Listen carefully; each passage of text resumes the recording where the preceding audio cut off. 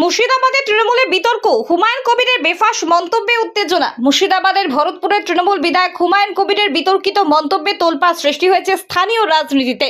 তার একাধিক বেফাঁস মন্তব্য দলীয় শৃঙ্খলা এবং ভাবমূর্তির জন্য চিন্তার সৃষ্টি করেছে।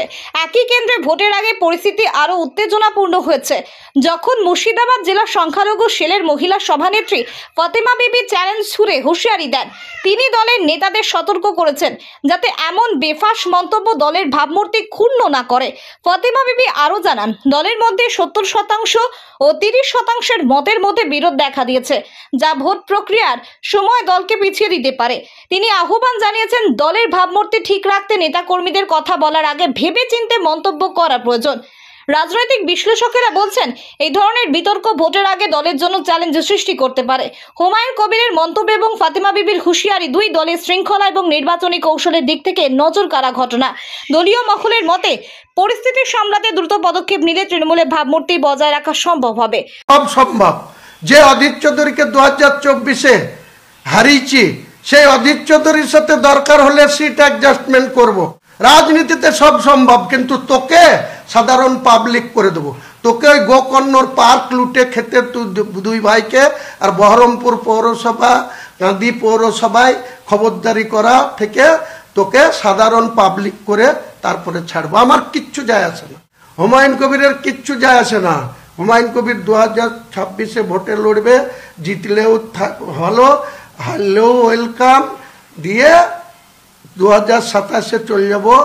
ইন্টারন্যাশনাল পাসপোর্ট আছে, হজে যাব। তার আগেই তো 6ই ডিসেম্বর ওই কাবা শরীফের একজন ইমামকে ঠিক করেছি, নিয়ে এসে এখানে বাবরি মসজিদের শিলান্যাসটা করে দিই। তারপরে মুর্শিদাবাদের ভোট কোন দিকে যায়। অপূর্ব সরকারকে কাঁদির 68% মুসলমান ভোট, কাঁদিতে কি করে তুই ভোট পাস আর জিতিস, তোর সাথে বোঝাপড়া। কারণ তুই ইউসুফ পাঠানকে এখন ব্যবহার করছিস, আর ইউসুফ পাঠানকে তোর কাঁদি পৌরসভার হিন্দুরা, তোর আন্ডারে যারা কাউন্সিলর, তারা কেন ভোট দিল না? মুসলমান বলে ভোট দিল না। তৃতীয় হয়ে যাতে 1 নম্বরে আসা যায়, তাহলে যারা আমরা 1 নম্বর, আমি যতদিন রাজনীতি করছি 1982 সাল থেকে আমার বুথ আছে, দেখে নেবেন রেজাল্ট। যতদিন 30 বছর কংগ্রেস করেছি, কংগ্রেস ফার্স্ট হয়েছে, পিএনআরএসপি সেকেন্ড থার্ড থেকেছে। আবার এখন তৃণমূল করি 2012 সাল থেকে, ততদিন এই বুথে তৃণমূল ফার্স্ট হয়েছে। 24-এও ফার্স্ট হয়েছে। 1600 কত ভোট, দুটো বুথের ভিতরে 1665 ভোটার, তার ভিতরে 1400 পোল হয়েছে, 1260 ভোট তৃণমূলের বাক্সে পড়েছে। আরে তোদের মতন এইরকম বই পড়তো তৃতীয় হোস, তোর আবার কি চ্যালেঞ্জ রে? আমি হুমায়ুন কবির অ্যাকসেপ্ট করলাম, আর তোর যত ক্ষমতা আছে, যত শৃঙ্খলা কমিটিকে দিয়ে পারিস হুমায়ুন কবিরের বিরুদ্ধে কর।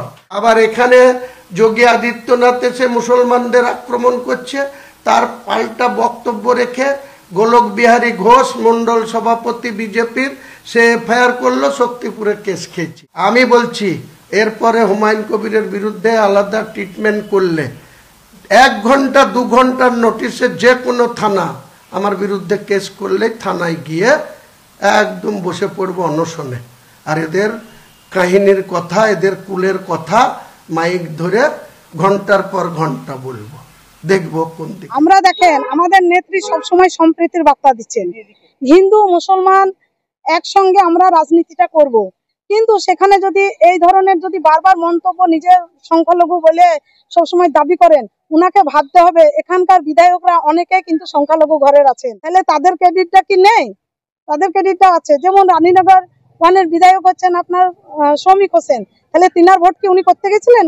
আমাদের এমপি সাহেব যেমন আবু তাহের খান মহাশয়, সেখানে তো জনপ্রতিনিধি হয়ে এসছেন বা সেখানকার এমপি হয়ে এসছেন, তাহলে ওনার কি ক্রেডিট ওটা? কারণ ওখানে তো আমাদের রাজ্জাক সাহেব মহাশয় আছেন, তাহলে উনিও তো সংখ্যালঘু ঘরের, তাহলে ওনার কি কোনো ক্রেডিট নেই? বারবার সংখ্যালঘু সংখ্যালঘু বলে দাবি করবেন, করার পরে একটা মুর্শিদাবাদে একটা বিশৃঙ্খলা সৃষ্টি করবেন, তাতে কিন্তু আমরা কি মুসলিমরা ভালো থাকবো? তাতে আমাদের ক্ষতি আসবে। হয়তো যেমন শুভেন্দুদা বলছেন বারবার যে হিন্দু হিন্দু হিন্দু, এদিকে আইএসএফ বলছে মুসলিম মুসলিম মুসলিম, কিন্তু আমরা মুসলিমরাও ভালো নেই, হিন্দুরাও ভালো নেই। যদি আমরা দুজনে মিলে যদি একত্রিত হয়ে মামাটির মানুষের সরকারের নির্দেশ মতো যদি আমরা চলতে পারি, আমরা মনে করি আগামী দিনে আমরা মুর্শিদাবাদ জেলাকে অনেক দূরে পৌঁছে দিতে পারবো।